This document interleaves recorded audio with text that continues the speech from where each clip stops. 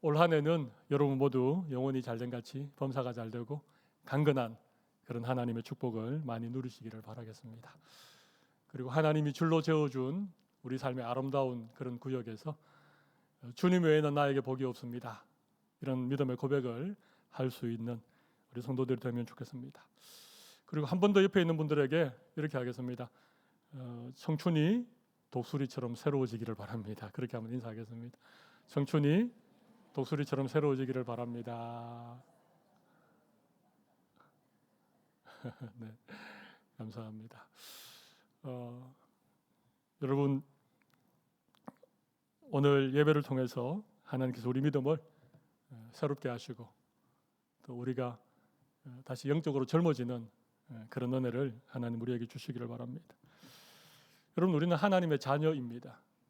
하나님께서 우리를 사랑하시고 날마다 우리에게 은혜를 베푸십니다. 그래서 하나님의 백성들은 이 땅을 살아갈 때 어깨를 쭉 펴고 좀 당당하게 살아야 됩니다.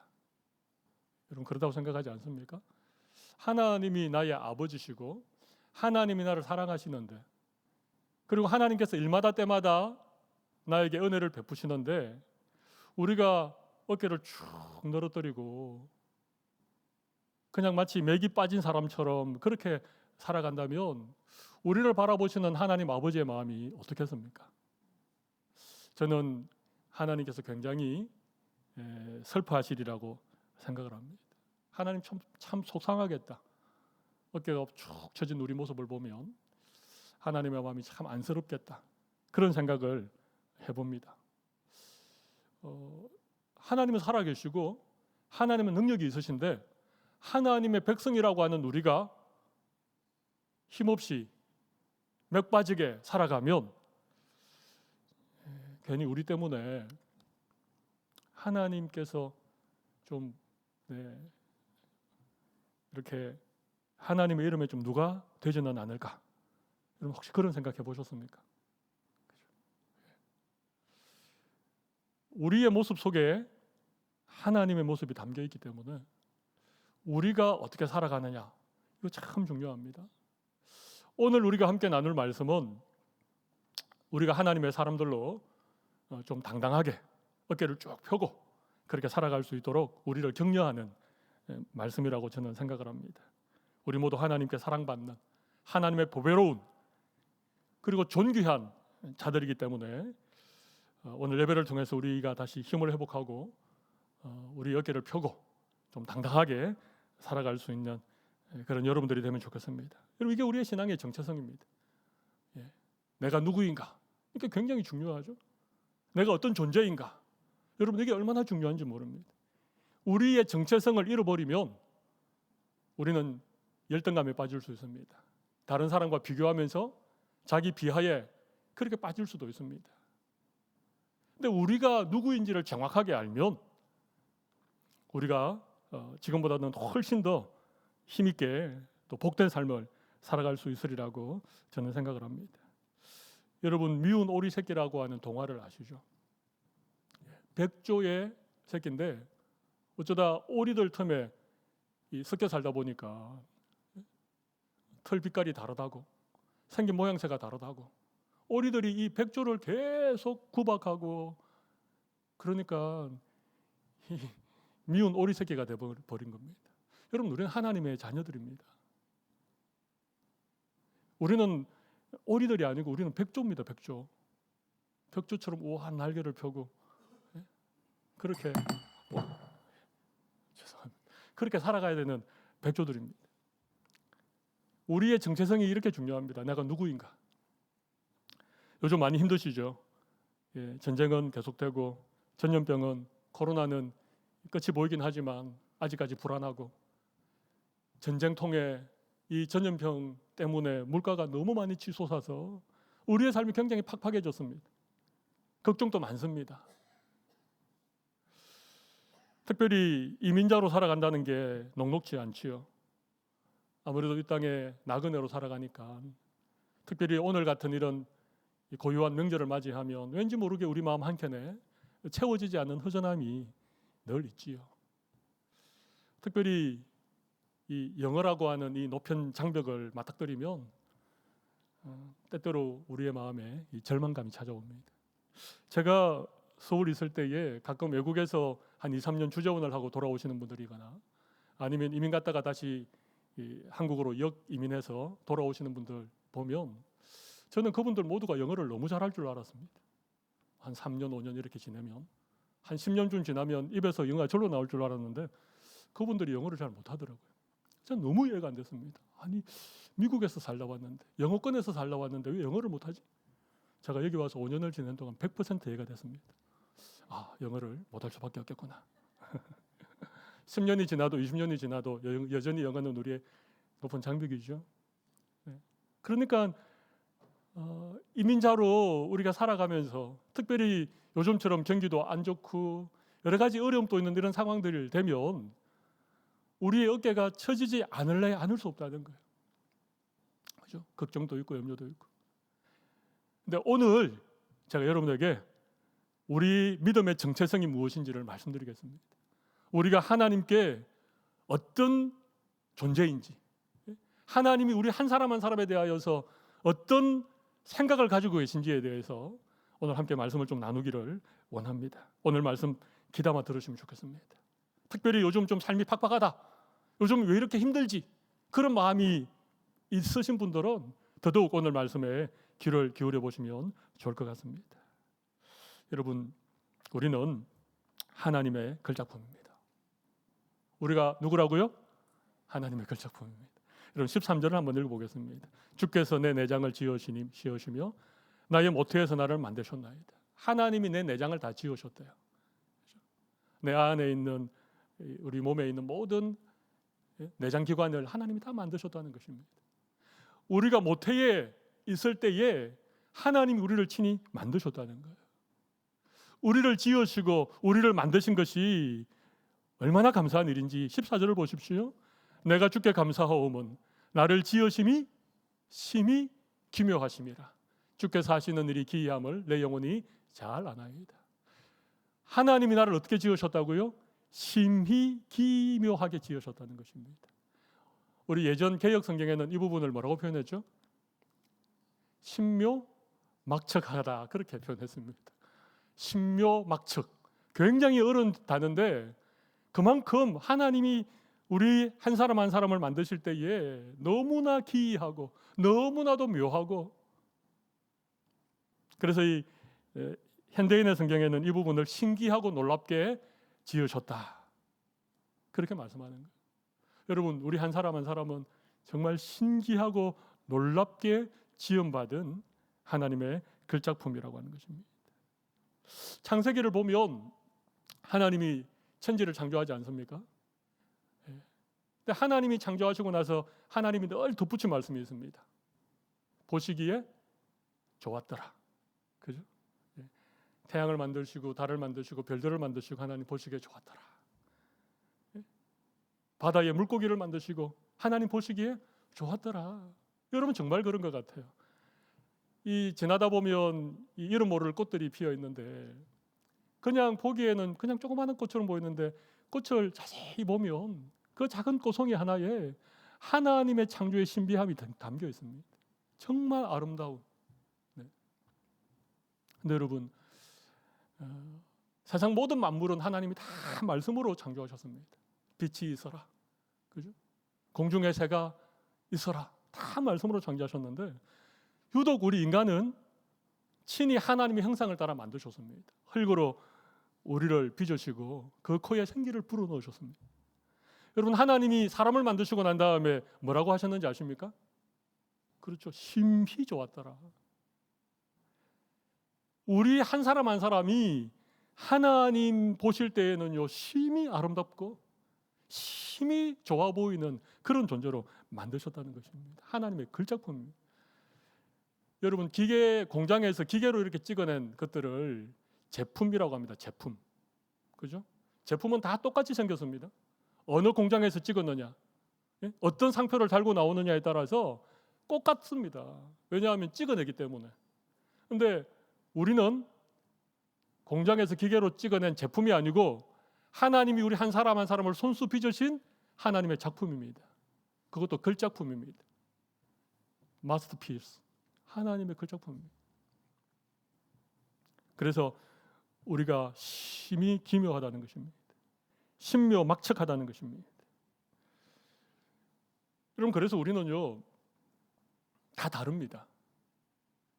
공장에서 찍어낸 제품은 다 똑같지만 하나님이 우리 한 사람 한 사람을 내장을 만드시고 우리 모태에서 우리를 친히 빚으신 우리들은요 다 다릅니다. 심지어 한 몇 초 1분 상간으로 태어난 일란성 쌍둥이도 다릅니다. 우리가 볼 때는 똑같은데 엄마가 보면요 둘이 완전 다릅니다. 지문도 다르고 특별히 DNA도 완전 다릅니다. 지금 한 70억이 넘고 창조 때부터 지금까지 이 땅에 태어난 사람들의 숫자가 우리가 상상할 수 없을 만큼 많지만 그 수백억 명의 사람들 가운데 한 사람도 똑같은 사람이 없습니다. 하나님 우리를 그렇게 다르게 만드셨기 때문입니다. 그래서 여러분, 우리가 하나님의 걸작품이라고 하는 사실을 우리가 기억하면 우리가 하지 말아야 될 일이 몇 가지 있습니다. 첫 번째는 비교하지 않아야 됩니다. 다른 사람과 자꾸 비교하는 거, 그거 하나님의 걸작품인 나를 무시하는 겁니다. 내가 다른 사람과 다르게 창조되어졌는데 왜 내가 그 사람과 똑같지 않다고 자꾸 우리를 비교하고 자꾸 자기를 비하시키고 왜 자꾸 열등감에 빠집니까? 그럴 필요가 없습니다. 우리는 하나님의 아주 특별한 존재들이에요. 우리는 스페셜한 하나님의 걸작품입니다. 옆에 있는 분들에게 우리는 하나님의 걸작품입니다. 서로 한번 얘기하겠습니다. 네, 우리는 하나님의 걸작품입니다. 네. 여러분, 10손가락 깨물어 안 아픈 손가락이 없다, 그런 얘기 아시죠? 어떤 가난한 집에 아들이 5명 있었습니다. 근데 형님이 있었는데, 부자 형님이 있었는데 그 집에는 아들이 없습니다. 왜 예전에는 이렇게 형제간에 어떤 집에 아들이 없으면 아들 많은 뭐 동생의 집에서 이렇게 형님 집에 아들 한 명 보내는 일이 있잖아요, 그죠? 동생 집이 좀 가난하고 먹을 것도 없는데 아들이 5명이나 있고 형님 집은 잘 사는데 아들이 없으니까 형님이랑 이렇게 의논하고 그냥 아들 하나를 형님 집에 보내기로 결정을 했습니다. 그리고 돌아와서 부부가 밤에 누구를 보낼지 의논을 하는 겁니다. 아들이 5명이 있는데. 여러분, 첫째는 장남이니까 안 되죠, 당연히. 둘째는요 성격도 참 좋고 또 뭐 엄마 아빠의 마음을 잘 이해해 주니까 둘째도 보낼 수가 없는 거예요.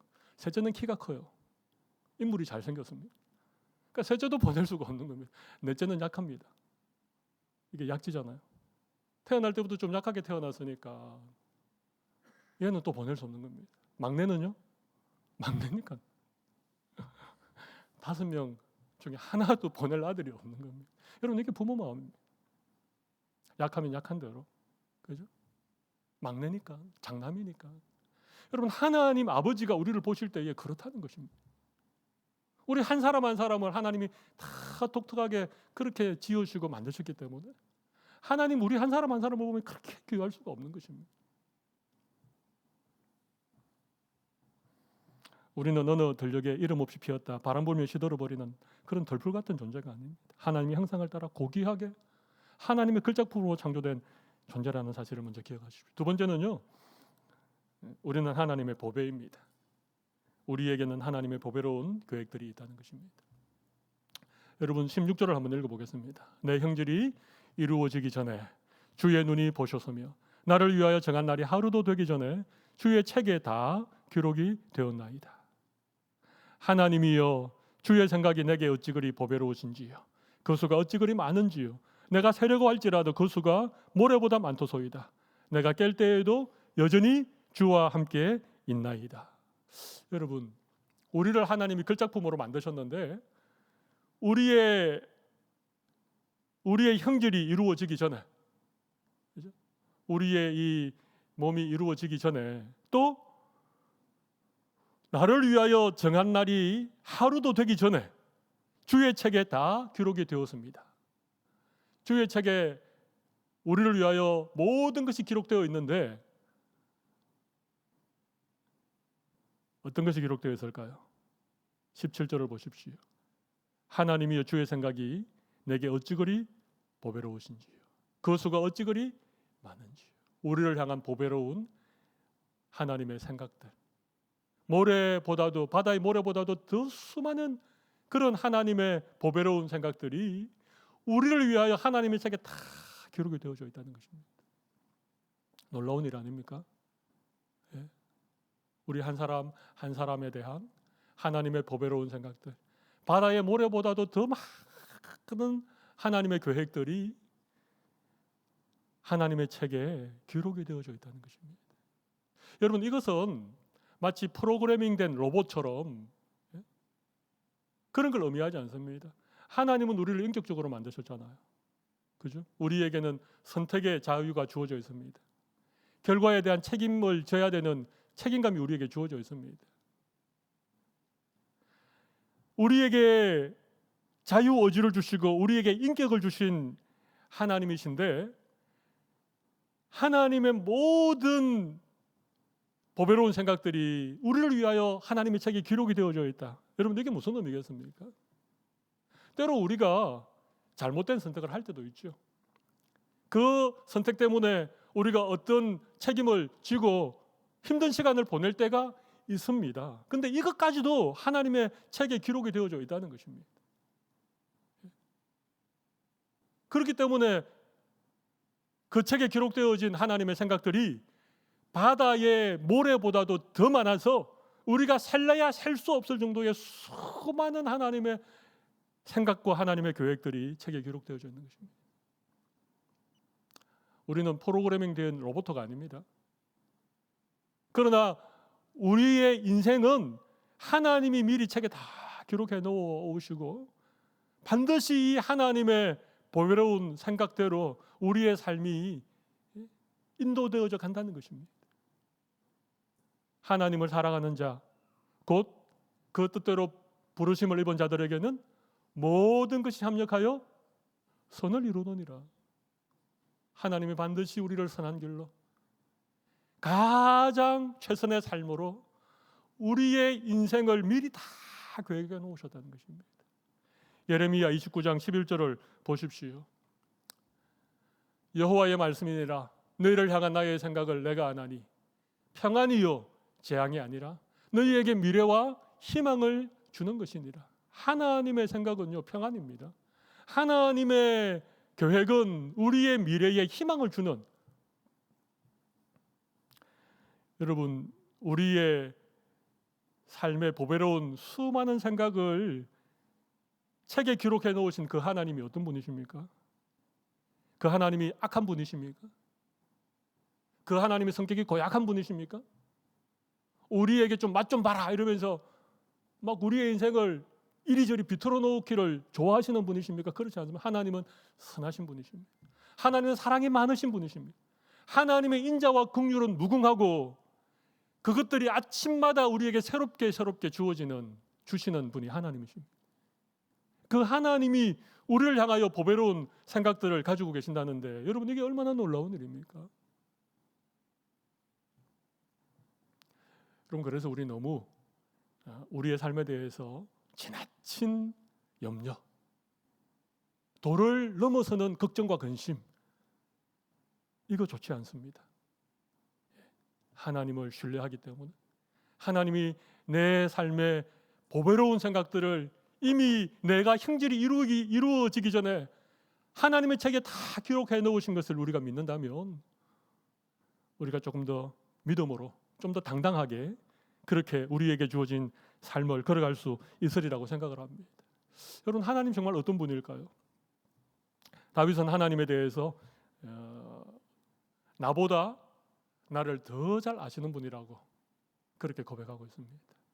하나님은요, 나보다 나를 더 잘 아시는. 여러분, 우리 스스로가 우리를 잘 모를 때가 많습니다. 그래서 우리가 잘 아는 철학자 소크라테스가 뭐라 그랬습니까? 너 자신을 알라. 사실 우리가 우리를 잘 몰라요. 가끔 보면 헷갈리기도 합니다. 다른 사람이 나를 보는 것과 내가 나를 생각하는 게 너무 다르기 때문에. 근데 하나님은요, 나보다 나를 더 잘 아시는 분. 여러분, 시편 139편 1절부터 한번 보겠습니다. 여호와여, 주께서 나를 살펴보셔서므로 나를 아시나이다.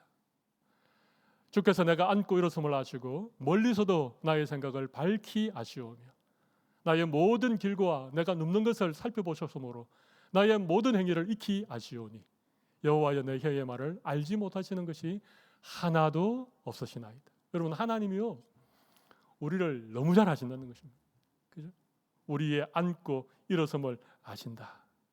나의 생각을 어떻게 아신다고요? 밝히 아신다. 나의 생각을 하나님이 밝히 아신다는 거예요. 내 모든 길과 내가 눕는 것을 살펴보셨으므로 나의 모든 행위를 어떻게 아신다고요? 익히 아신다는 것입니다. 하나님은 나의 모든 생각을 밝히 아시고 내 모든 행위를 익히 아시는 분이십니다.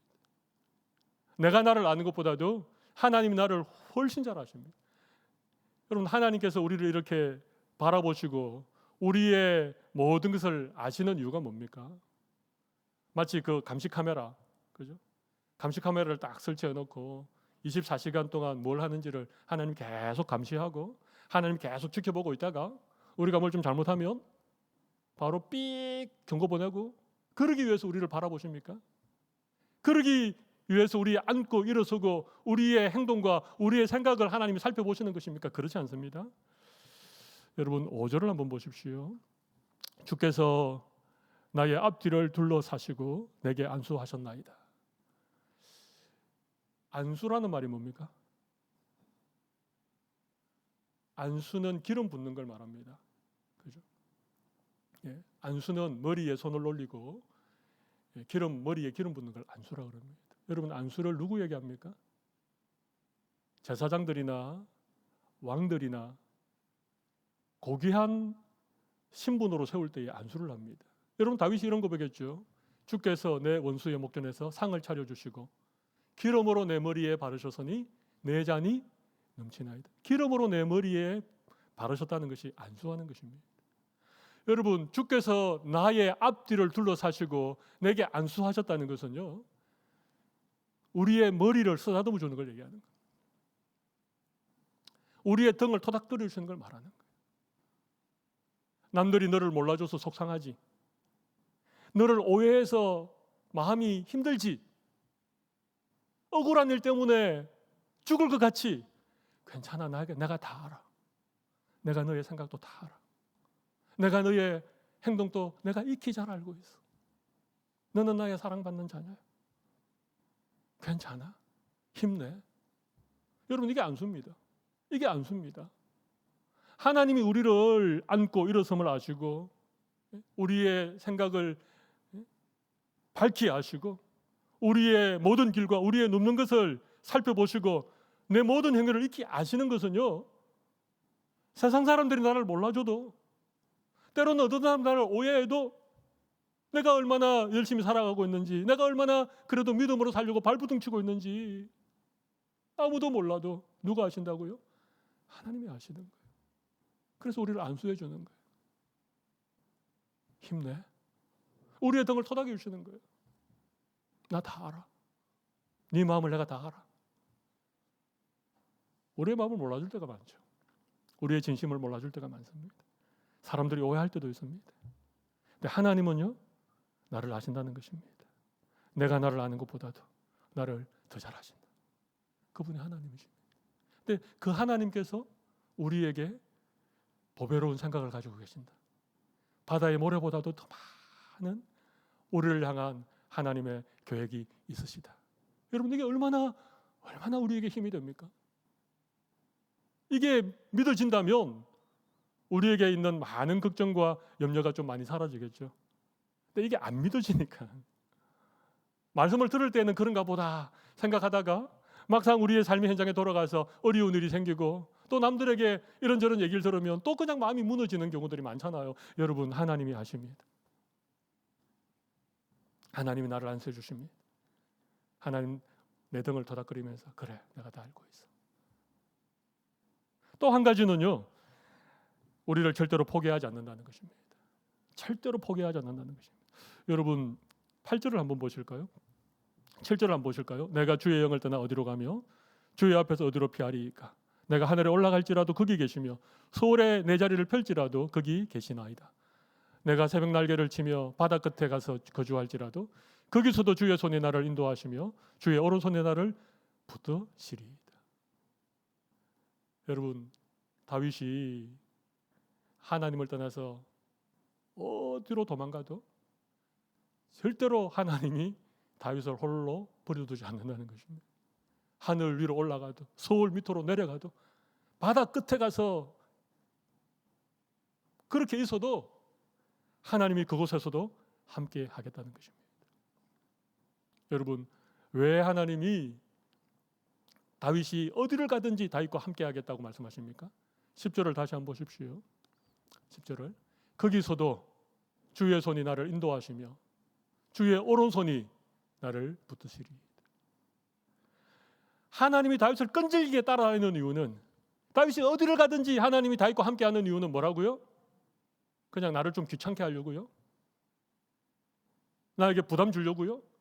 그게 아니고 주의 오른손이 나를 붙드시나이다. 주님이 나를 계속해서 붙들고 있다는 거죠. 사람들이 다 자기를 버려도 하나님은 나를 붙들고 계시다는 거죠. 모든 사람들이 그를 외면하여서 마치 지옥에 떨어지는 것 같은 그런 절망의 나락에 빠져 있을 때에도, 그때도 하나님이 그곳에서 나를 붙들어 주신다는 거예요. 하나님은 절대로 우리를 포기하지 않습니다. 하나님은 절대로 우리를 그냥 홀로 버려두지 않습니다.